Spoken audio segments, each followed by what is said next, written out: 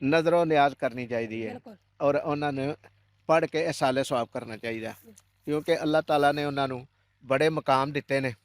ਮਿਹਨਤ ਕਰਦੇ ਨੇ, ਲਗਨ ਦੇ ਨਾਲ ਸਬਜ਼ੀਆਂ ਉਗਾਉਂਦੇ ਨੇ, ਲੇਕਿਨ ਜਦੋਂ ਇਹ ਸਬਜ਼ੀਆਂ ਲੈ ਕੇ ਜਾਂਦੇ ਨੇ, ਫਜ਼ਾ ਆਲੂਦਾ ਨਹੀਂ ਹੈ ਔਰ ਸਾਫ਼ ਸੁਥਰੀ ਫਜ਼ਾ ਦੇ ਵਿੱਚ ਅਸੀਂ ਸਾਂਸ ਲੈਂਦੇ ਹਾਂ। ਪਿੰਡ ਦਿਹਾਤ ਦੀ ਜ਼ਿੰਦਗੀ ਦਾ ਇਹ ਹੀ ਮਜ਼ਾ ਜ਼ਿਆਦਾ ਤੋਂ ਜ਼ਿਆਦਾ। ਇਹ ਵੇਖਦੇ ਹੋ ਪਏ ਬੱਚਿਓ ਕਿ ਧਨੀਆ ਕਿੱਡਾ ਪਿਆਰਾ ਲੱਗੇ ਆ। ਹਾਂਜੀ। ਇਹ ਇਹ ਸਾਰਾ ਖੇਤ ਜਿਹੜਾ ਨਾ ਧਨੀਏ ਦਾ। बिस्मिल्लाहिर्रहमानिर्रहीम। दोस्तों अस्सलाम वालेकुम। अल्लाह ताला अगे दुआ है तुम सारे दोस्त सेहत और तंदुरुस्ती वाली लंबी ज़िंदगी गुजारो, आमीन सुम्मा आमीन। दोस्तों अज 21 रमज़ान मुबारक है और हज़रत अली करम अल्लाह वजहो दा यौम शहादत है। तो इस दिन दे जड़ा ना हर बंदे नूं चाहिए कि वह अपने घर महफल करे या थोड़ा जिहा जिक्र अज़कार करके उन्हां दे वास्ते साले सवाब करे। इस ਲਈ ਅੱਲਾਹ ਤਾਲਾ ਨੇ ਇਹਨਾਂ ਨੂੰ ਬੜੇ ਮਕਾਮ ਦਿੱਤੇ ਨੇ। ਇਹਨਾਂ ਦੀ ਸ਼ਾਨ ਵਿੱਚ ਕਸੀਦੇ ਬੋਲਣੇ ਚਾਹੀਦੇ ਨੇ, ਇਹਨਾਂ ਦੀ ਸ਼ਾਨ ਵਿੱਚ ਅਲਫਾਜ਼ ਬੋਲਣੇ ਚਾਹੀਦੇ ਨੇ ਔਰ ਸ਼ਹਾਦਤ ਦੇ ਉੱਤੇ ਉਹਨਾਂ ਨੂੰ ਯਾਦ ਕਰਨਾ ਚਾਹੀਦਾ ਅੱਛੇ ਅੱਛੇ ਲਫ਼ਜ਼ਾਂ ਦੇ ਨਾਲ।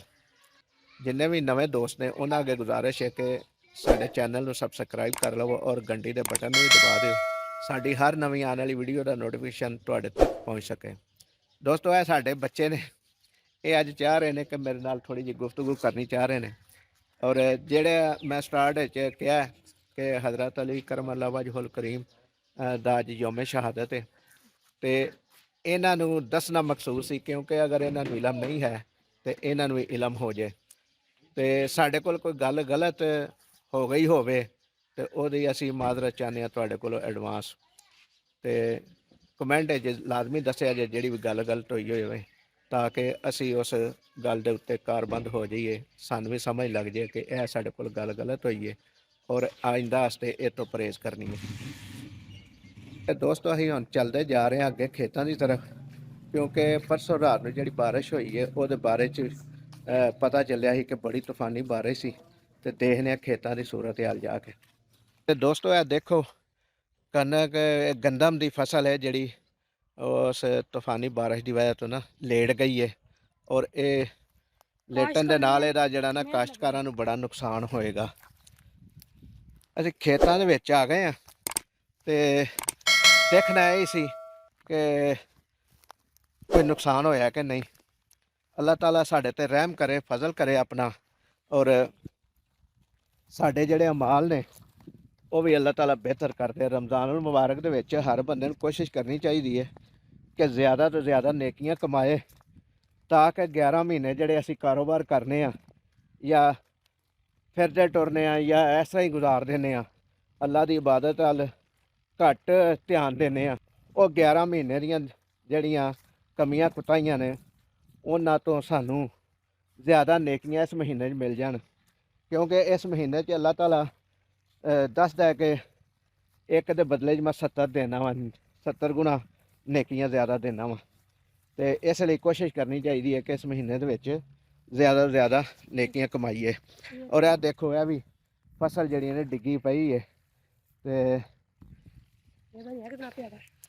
हाँ देखो जी, वेखते हो पे बच्चे कि धनिया किड्डा प्यारा लगे है। सारा खेत जड़ा ना धनिए का दूर दूर तक। कोशिश करता है कि मैं अपना रिजक कमावा, मेहनत करा, हक लाल दी रोज़ी कमावा और इत्थे खेतां जेड़े काम करते हैं, जेड़े सब्जियां लाते हैं, ये हकीकतन हक लाल की कमाई करते हैं, क्योंकि इन्हों अपनी कमाई का पता ही नहीं हुंदा। मेहनत करते हैं, लगन दे नाल सब्जियां उगाते हैं, लेकिन जो ये सब्जियां लैके जाते हैं मंडी दे विच वेचण वास्ते, तो उत्थे अपना मुल नहीं दस सकते अपनी सब्जी का कि इन्ने दी मैं बेचनी चाहना वा। उत्थे बोली हुंदी है, माल ज़्यादा होवे तो सस्ता हो जाता है, घट होवे तो रेट सही मिल जाता है। लेकिन इन्हों अपने समझ लो कि कमाई का बिल्कुल पता नहीं हुंदा कि साड़ी कितनी कमाई होएगी। लेकिन ये दिलों हो के मेहनत जरूर करते हैं काश्तकार जेड़े सब्जियां उगाते हैं। इस साइड पर भी धनिया लगा है और दूर तक देखो हरियाली हरियाली नज़र आ रही है। हाँ भी बेटे, तुहानू की समझ लगी है कि जी थोड़ी जी मैं गुफ्तगू की है, फसलां दिखाइयां ने ਉਸ ਤੋਂ ਪਹਿਲਾਂ ਜਿਹੜੀ ਗੁਫ਼ਤਗੂ ਕੀਤੀ ਹੈ ਤੇ ਤੁਹਾਨੂੰ ਕਿਹੜੀ ਗੱਲ ਦੀ ਸਮਝ ਆਈ ਹੈ ਸੁਣਾਓ ਹਾਂ ਥੋੜੀ ਜਿਹੀ। ਸਾਨੂੰ ਤਾਂ ਇਹ ਗੱਲ ਸਮਝ ਆਈ ਕਿ ਭਾਈ ਸਾਨੂੰ ਹਜ਼ਰਤ ਅਲੀ ਦੇ ਬਾਰੇ 'ਚ ਭਾਈ ਨਮਾਜ਼ ਪੜ੍ਹਨੀ ਚਾਹੀਦੀ ਹੈ। ਉਹਨਾਂ ਦਾ ਭਾਈ ਜੇ ਘਰ 'ਚ ਖਾਣਾ ਪਕਾਉਣਾ ਚਾਹੀਦਾ ਭਾਈ ਖਤਮ ਨਹੀਂ ਹੋਣਾ ਚਾਹੀਦਾ ਭਾਈ ਮਸਜਿਦ 'ਚ ਭੇਜਣਾ ਚਾਹੀਦਾ ਵਗੈਰਾ ਵਗੈਰਾ।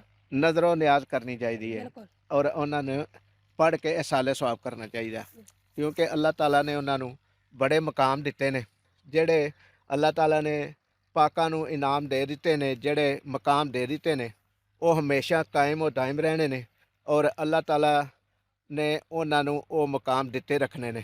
ਕੋਸ਼ਿਸ਼ ਕਰਨੀ ਚਾਹੀਦੀ ਹੈ ਕਿ ਸਾਨੂੰ ਪਾਕਾਂ ਦੇ ਬਾਰੇ 'ਚ ਗੱਲ ਕਰਨ ਲੱਗਿਆ ਜ਼ਰਾ ਪਰਹੇਜ਼ ਕਰਨੀ ਚਾਹੀਦੀ ਹੈ ਔਰ ਬਹਿਸ ਮੁਬੈਸਾ ਨਹੀਂ ਕਰਨਾ ਚਾਹੀਦਾ ਕਿਉਂਕਿ ਅਸੀਂ ਇੰਨੇ ਇਲਮ ਵਾਲੇ ਨਹੀਂ ਹਾਂ ਔਰ ਨਾ ਸਾਡੇ ਕੋਲ ਇੰਨਾ ਇਲਮ ਹੈ ਕਿ ਅਸੀਂ ਉਹਨਾਂ ਦੇ ਉੱਤੇ ਬਹਿਸ ਕਰ ਸਕੀਏ। ਬਸ ਸਾਡੇ ਜ਼ਿੰਮੇ ਜਿਹੜੀ ਗੱਲ ਹੈ ਉਹ ਇਹ ਵੇ ਕਿ ਅਸੀਂ ਉਹਨਾਂ ਦੇ ਇਸਾਲੇ ਸਵਾਬ ਦੀ ਮਹਿਫਲ ਸਜਾਈਏ ਬਿਲਕੁਲ ਔਰ ਉਹਨਾਂ ਨੂੰ ਜਿਹੜਾ ਅੱਲਾਹ ਤਾਲਾ ਨੇ ਇਨਾਮ ਦਿੱਤੇ ਨੇ ਅਲਕਾਬ ਦਿੱਤੇ ਨੇ ਉਹ ਅਲਕਾਬ ਦੇ ਨਾਲ ਉਹਨਾਂ ਦੇ ਨਾਂ ਲਈਏ ਔਰ ਉਹਨਾਂ ਦੀ ਹਮੇਸ਼ਾ ਦਿਲ ਦੇ ਵਿੱਚ ਇੱਜ਼ਤ ਰੱਖੀਏ।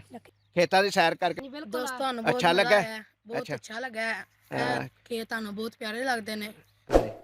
ਸਾਡਾ ਕੰਮ ਕਿਉਂਕਿ ਖੇਤੀਬਾੜੀ ਦਾ ਹੀ ਹੈ। ਅੱਛਾ ਖੇਤੀਬਾੜੀ ਦਾ ਹੀ ਕੰਮ ਤੁਹਾਡਾ ਵੀ ਅੱਛਾ ਤੇ ਸਹੀ ਹੈ। ਪਿੱਛੇ ਜੇ ਹੁਣ ਪਾਲਕ ਲਾਈ ਸੀ ਨਾ ਅੱਛਾ ਉਹਦਾ ਇੱਕ ਲੋ ਬਿਲਕੁਲ ਸਹੀ ਗਿਆ ਹੈ ਅੱਛਾ ਤੇ ਹੁਣ ਦੂਸਰਾ ਲੋ ਹੋਇਆ ਸੀ ਤੇ ਹੁਣ ਵਿਕਦੀ ਨਹੀਂ ਸੀ ਤੇ ਹੁਣ ਵੱਡ ਕੇ ਡੰਗਰਾਂ ਨੂੰ ਪਾਈਏ। ਡੰਗਰਾਂ ਨੂੰ ਪਾਈਏ। ਹਾਂਜੀ ਦੇਖੋ ਜਿਹੜੀ ਦੋਸਤੋ ਮੈਂ ਤੁਹਾਡੇ ਨਾਲ ਗੱਲ ਸ਼ੇਅਰ ਕੀਤੀ ਹੈ ਨਾ ਕਿ ਕਿਸਾਨ ਨੂੰ ਆਪਣੀ ਮਿਹਨਤ ਦਾ ਕੋਈ ਪਤਾ ਨਹੀਂ ਕਿ ਉਹਦਾ ਸਿਲਾ ਮਿਲਣਾ ਹੈ ਕਿ ਨਹੀਂ ਜਾਂ ਉਹਦੀ ਕੀਮਤ ਲੱਗਣੀ ਹੈ ਕਿ ਨਹੀਂ ਜਿਹੜੀ ਉਹਨੇ ਮਿਹਨਤ ਕੀਤੀ ਹੈ। ਤੇ ਬੱਚੇ ਨੇ ਤੁਹਾਨੂੰ ਦੱਸ ਦਿੱਤਾ ਹੈ ਕਿ ਪਾਲਕ ਪਹਿਲੇ ਤੇ ਅੱਛੀ ਕੀਮਤ ਤੇ ਵਿਕੀ ਹੈ ਲੇਕਿਨ ਉਸ ਤੋਂ ਬਾਅਦ ਉਹਦੇ ਗਾਹਕੀ ਕੋਈ ਨਹੀਂ ਰਹੀ ਤੇ ਹੁਣ ਉਹ ਜਾਨਵਰਾਂ ਦਾ ਚਾਰਾ ਬਣਾ ਕੇ ਅਸੀਂ ਜਾਨਵਰਾਂ ਨੂੰ ਖਿਲਾ ਦਿੱਤੀ ਹੈ।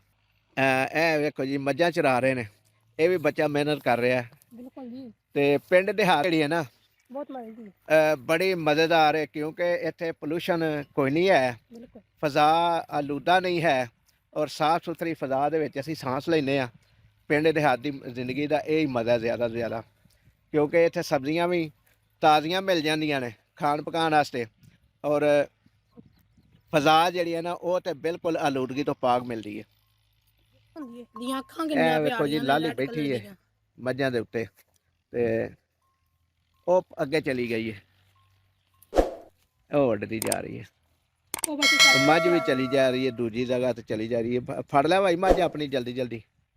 ਤੇ ਦੋਸਤੋ ਅੱਜ ਲਈ ਇੰਨਾ ਹੀ ਅਗਲੀ ਵੀਡੀਓ ਤੱਕ ਲਈ ਇਜਾਜ਼ਤ ਦਿਓ। ਜਿਉਂਦੇ ਰਹੋ ਵਸਦੇ ਰਹੋ। ਅੱਲਾਹ ਤਾਲਾ ਸਾਡਾ ਤੇ ਤੁਹਾਡਾ ਹਾਮੀ ਨਾਸਰ ਹੋਵੇ। ਅੱਲਾਹ ਨਿਗਹਿਬਾਨ।